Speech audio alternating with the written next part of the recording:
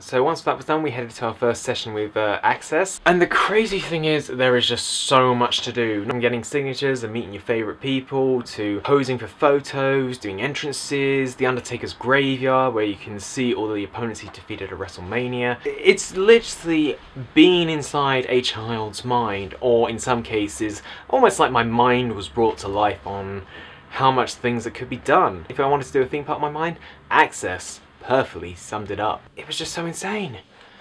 I just couldn't take it in. I just couldn't believe I was there, seeing all the things like the Rock's memorabilia, to all the different championships, to seeing all the legends signing things, to people doing interviews in the ring, to having actual matches. I'm completely worn out from how awesome this is. The whole experience itself was just fantastic off the charts. There's just so much to do. Got 2 more sessions tomorrow and the Hall of Fame. I say bring it on, everything. And check out the jersey.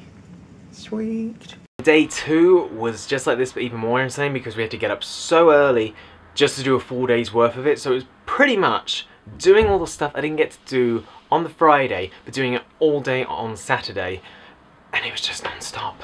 Seeing all the different people that I've supported, like, all over the years now. All the people there, they were just so friendly. Is that you could talk about anything and they were willing to have a conversation, providing there wasn't a big queue. I found that the Divas were probably the most friendliest people you could ever meet, whether they were the likes of Natalia or Eve or Lita. It's just, these were genuine people who were generally interested in what people had to say. And I just really had a blast of a time in Axxess. Where Axxess ended, it then moved on to the Hall of Fame. The class of 2012 was quite fantastic for a lineup, and I must say that I really enjoyed myself during this. Just to see all those people, living and dead, that have dedicated their lives to this entertainment and continued it to go on for so many years. Hall of Fame, brilliant. The ceremony was just fantastic. Brilliant atmosphere. Axxess, the whole day was just off the charts. Day 2 is fantastic. Got the main event tomorrow, Wrestlemania 28. It's going to be off the charts. It's about 8 o'clock here in Miami. I just sent a text to my brother because it's his 21st birthday today. I still remember the first day I met my brother, and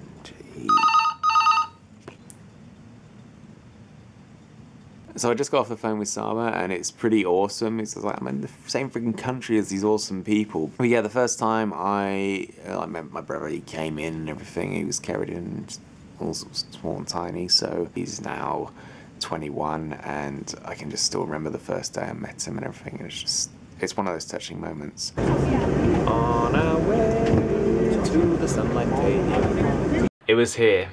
The day had come. Wrestlemania 28. You hear so many stories, but it's weird because much like how Vidcon is the Super Bowl for YouTubers, this is the Super Bowl for sports entertainment. Oh my god, oh my god, oh my god, oh my god. Okay, we're coming out there. My freaking god. My freaking god, it's beautiful. You had 5 off-the-chart matches, the crowd was insane, the heat was intense. Everyone simply did their part, and I think I went to one of the greatest events that I've ever witnessed. Just to say that I've actually been there and been to a live WrestleMania is something I can tick off a bucket list. Something that many people have always wanted to do, and WrestleMania is definitely one of those that I have no shame to say I was there. WrestleMania's just ended. The Rock beat John Cena. Epic match, epic Mania. Just unbelievable, off the charts, superb stuff. Now Monday I didn't get a lot of footage of, but I can pretty much summarise it in the nutshell. I had started to feel ill. But eventually when I got up I went to places like Hooters. Yep, done it. Nothing big. That just shows how I am just like, yeah, Hooters. And then we followed up with Monday Night Raw. It's nice when you take that huge crowd of 78,000 and then you reduce it down to less than 20,000. The crowd was insane, and I think the crowd there was even better than the WrestleMania crowd. Just to be part of one of the best crowds I've ever been involved in. Just insane. Also as well, I managed to have the opportunity to catch 2 t-shirts when I was out there. I caught a guy's named Santina Morellas. I gave it to my friend Kim because I almost injured her doing it. And then I caught this other one, which, if you're fans of the Internet Champion, woo woo woo, you know it. I had to do it once. And then Tuesday pretty much was just...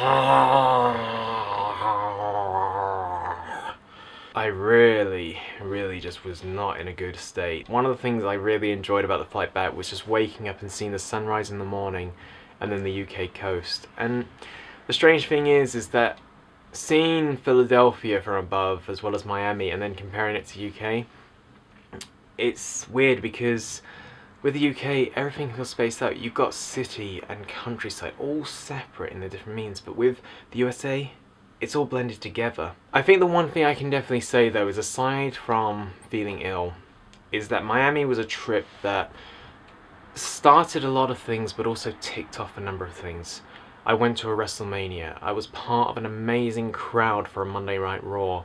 I managed to meet people who formed important aspects of my teenage life. It also was the start of something. For almost 10 years I hadn't left the shores, and the one thing that I kept saying the most to myself was, why hadn't you done it sooner? It's amazing to have been in the US again for the first time in so long, and it's made me realise so much about the world, and all it does to me is that it makes me want to travel some more. And given the fact that in almost 2 months' time I'll be flying out again to California to Vidcon, just makes me excited for what the adventures are going to be. If I had one piece of advice to anyone who's considering travelling, do it. Do it and let the world take you in, because you just don't know what to expect. Now, while Miami was a short trip, it was amazing, and I had one of the best times in my life ever, and it just gets me excited for everything and so much more. This was just a warm-up act to many things that are going to happen, and VidCon is going to be just superb. So I definitely say, when you get the best opportunity and you have the means to do it, go out and see the world, because there is just so much of the world that you can see, and it's just waiting for you to capture those moments. There are 73 days left till VidCon. Last questions. What is the best trip you've been on? Are you going to VidCon this year? And how damn excited are you?